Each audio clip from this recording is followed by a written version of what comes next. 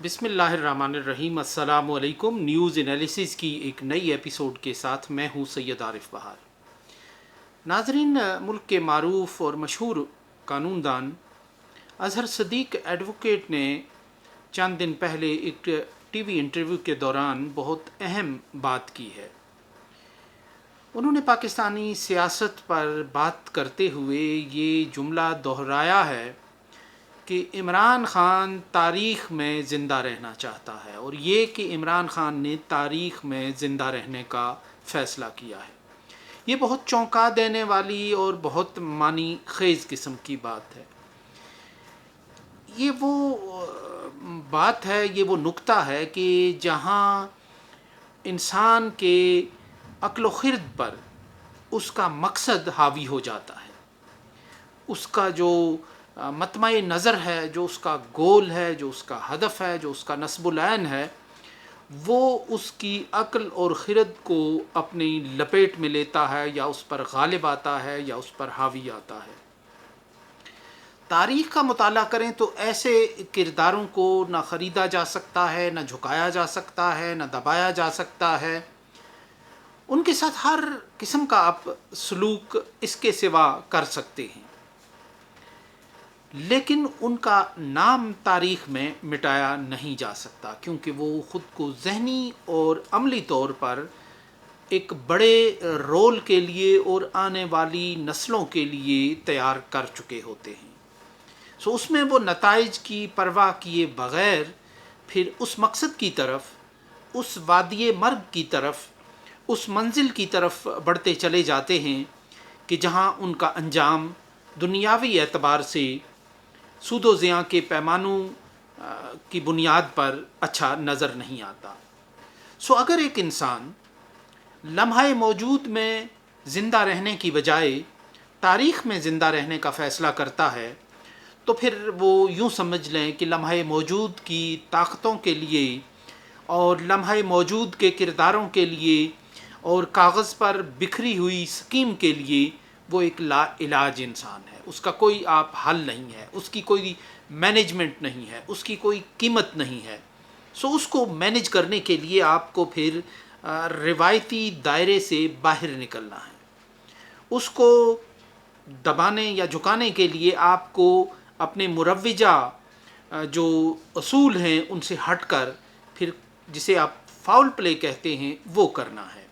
تاکہ کھیل سموتھلی چلے، کھیل آپ کے اپنے سوچ و فکر کے مطابق آگے بڑھے، مراحل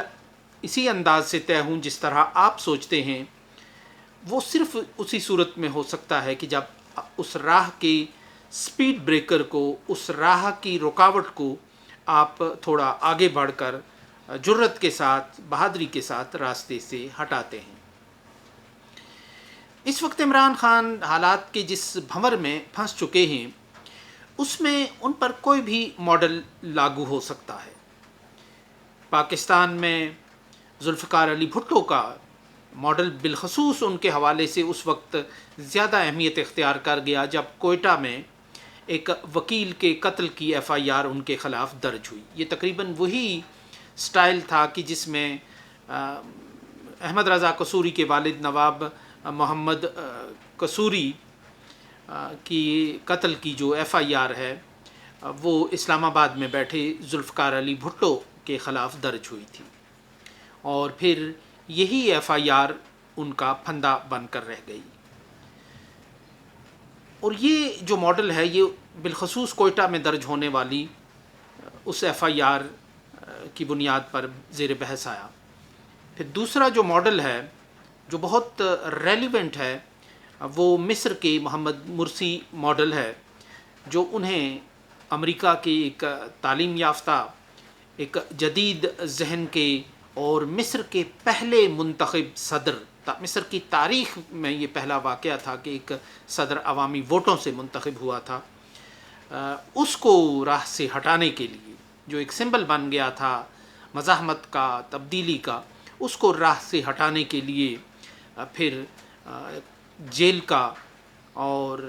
قید کا ایک راستہ اختیار کیا گیا۔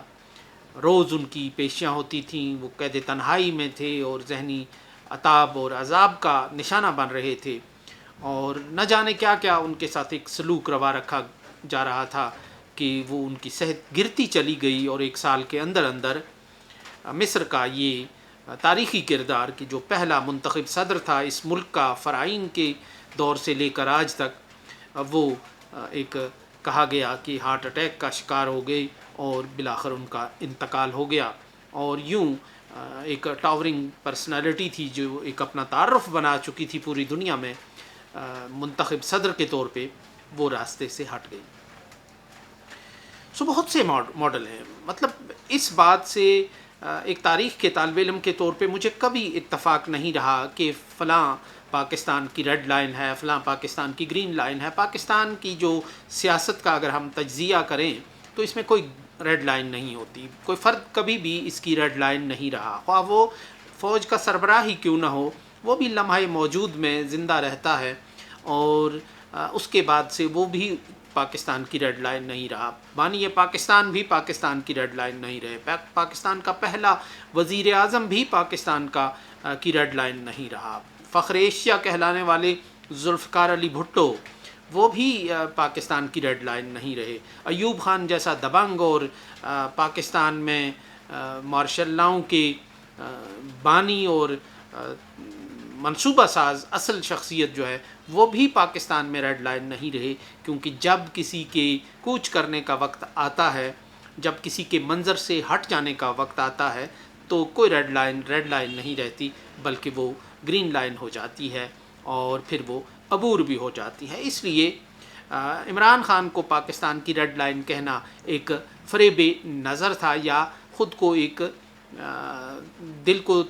کے بہلانے کو یہ خیال اچھا تھا، لیکن پاکستان کی تاریخ میں کبھی کوئی ریڈ لائن نہیں رہا، نہ آنے والے دنوں میں کوئی ریڈ لائن ہوگا۔ ہر شخص اپنا ایک متعین کردار ادا کر کے رخصت ہوتا چلا جائے گا، اور اگر اس نے اچھے کام کیے ہوں گے تو وہ تاریخ میں امر ہو جائے گا، اگر اس نے برے کام کیے ہوں گے تو وہ تاریخ کے کوڑے دان کا حصہ بنتا چلا جائے گا۔ اس لیے